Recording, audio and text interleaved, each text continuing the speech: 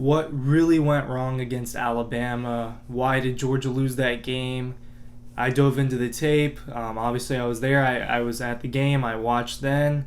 Felt like I was really lasered into the game, and then I've gone back and I've watched most of that game back now once or twice, and I have my opinions on what I think went wrong, and so let's dive into it. Ryan Curley from Dog Post here to talk about the SEC championship game and what Georgia needs to fix if they want to win their game against Michigan and obviously beat Alabama a second time around if they get that opportunity.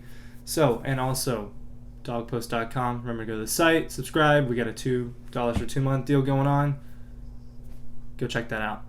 So, I think that there are three things that can be attributed, three main things that can be attributed to why Georgia lost to Alabama. When I go back and look, I think I'm going to start with the defense. First of all, the defense, and I'm not even honing on a specific unit really. I think just the entire defense, maybe besides the linebackers a little bit. So really the pass rush in the secondary, I think that was probably problem numero uno for Georgia in that game.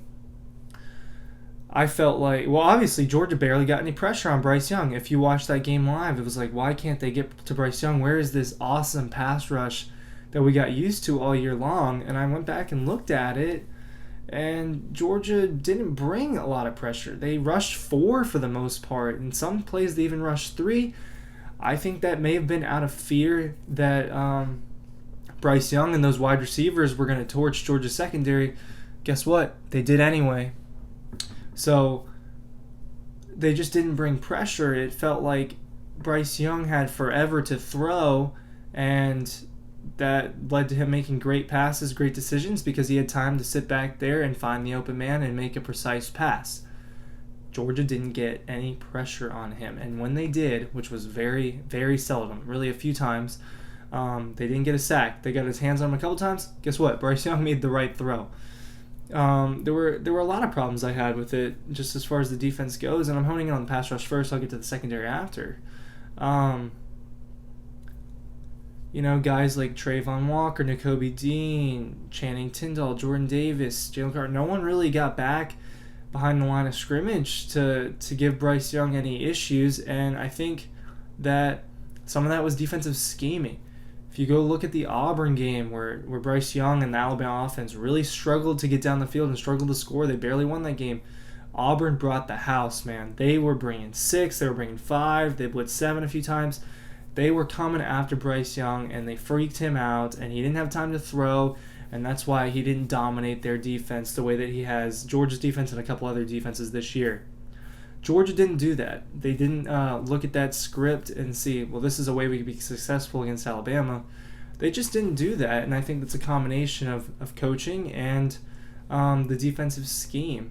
And Alabama's offensive line showed up to play. They have notoriously been talked about this year as not being one of Alabama's best offensive lines, one of their worst ones of recently, and they looked like a really good offensive line on Saturday night against Georgia, against this all-time Georgia defense, which I think went out the window in the first half. If we're being real, you get 24 points put up against on you in a half. Are you really the best defense of all time? It's another conversation for another day.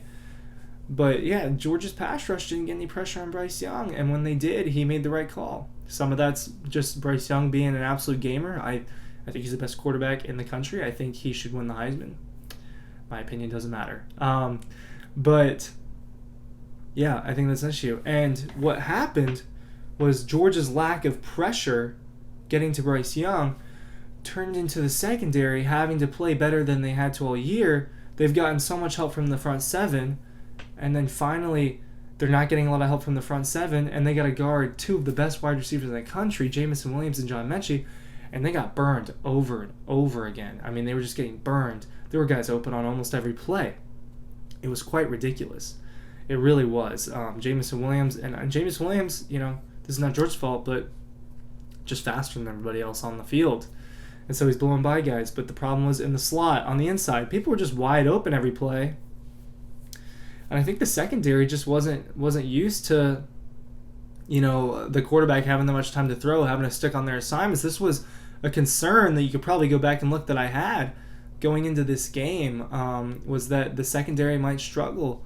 And it did. The defense is on a string, guys. They all work together as one unit. I know there's 3 different categories. There's the front line, you get the linebackers, and then you got the secondary. But they're all on one string. And the first part of that string didn't do their job well enough, and that hurt the second part of the string. Over the summer, our concern, and my concern, was Georgia's secondary is too thin. They're not going to play well against these teams with really great wide receivers. They finally had to play well because Georgia's front 7 played their worst game of the year, and they got torched. There's going to have to be a lot of adjustments if Georgia gets to play Alabama again. There are going to have to be a lot of adjustments. I know Kirby did make some in-game adjustments, but they just turned out to be the wrong ones. He just got out-coached. I didn't understand some of the rotations. That's just kind of how it is. The defense just flat out was atrocious. And then, that kind of goes hand in hand with some of the rotations. I didn't understand I'm not a coach. I've never coached football. I played football a little bit when I was a kid.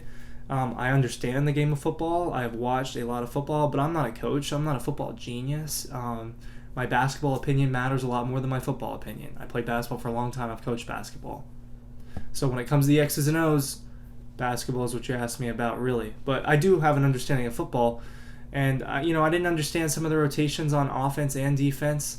Why certain guys were in and certain guys weren't. I think that Georgia on offense has the capability to be unguardable if you have the right guys out there at the same time. And honestly, the 4 or 5, let's say there's 5 skill position players that pop in my mind. How do you guard this set of skill position players? Seriously, tell me, if you think there's a team that can guard them if they're playing well, who's going to be able to guard James Cook, Brock Bowers, George Pickens, Jermaine Burton, and Darnell Washington if they're all out on the field at the same time? But they barely were out there together. And when they were out there together, good things happened. I didn't understand some of the rotations. And I know that Georgia's deep and has a lot of other skill position guys that are very good. But those are your best ones. They really are, and for different reasons. And I think when they're out there at the same time, Georgia becomes a very difficult team to guard. Fast forward, I know most people's biggest issue, and it was an issue, was Stetson Bennett. Stetson did not play well in this game. Yes, he made some good plays. He made some good plays with his feet, and he even made some really good throws. But he made a lot of bad throws. He had 2 interceptions. They were both very costly interceptions. They both were kind of like, what are you looking at type throws. If you go back and look at it, I don't know what he was looking at.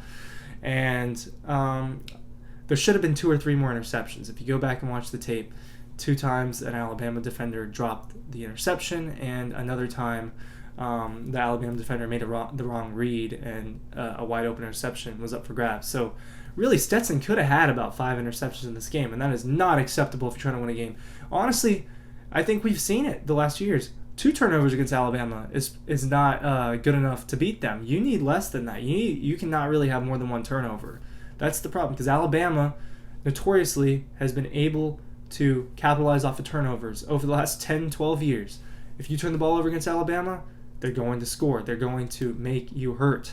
That is the Alabama I've known for the last 12 years, watching them, or whatever, however long Saban's been there. That's what they are. And, do I think JT's the better quarterback? Yeah, I do think JT's the better quarterback, and I think that he probably should have been inserted into that game on Saturday. And I can sit here and beat the drum for JT Daniels. I don't know where his health's at. I don't know if he's 100%, and I think that's part of maybe why he's not playing. He's just been rusty. And my intel is that Stetson's played better in practice. So, JT's going to have to step up in practice if he wants to go out there and play. But the reality is, I think Stetson's going to be the starter in the playoff. I don't think Kirby's going to make a switch. So Stetson needs to play better. Stetson needs to make better reads. Stetson needs to throw the ball away in certain situations. That's something that he struggles with, is knowing when to throw the ball away. He's trying to do too much, play hero ball. And Stetson Bennett, needs to kill people with his legs. I mean, he Alabama was not there for that. They were all over that. So if Stetson is going to be the starter, he is going to have to play better. And I know that a lot of you guys want JT. Pretty much everyone I've talked to wants it to be JT Daniels. Even part of me thinks it should be JT Daniels. But I don't think that's what's going to happen. I think it's going to be Stetson Bennett, and that's not me making a decision. I think that's going to be Kirby's decision, obviously. And I just think that's what's going to happen. So Stetson's going to have to play better. He's going to have to not make these throws into traffic that aren't accurate. And that's what it's going to come down to. He's got to make better decisions. A place where I think JT's better. Those are kind of my three biggest things that went wrong against Alabama. If there's something else, obviously you can put it out in the comments. And it's time to look forward to Michigan, guys. I got another video coming out tomorrow talking about that. But I want to put this to bed for the most part and just talk about what went wrong. See you on the site, dawgpost.com.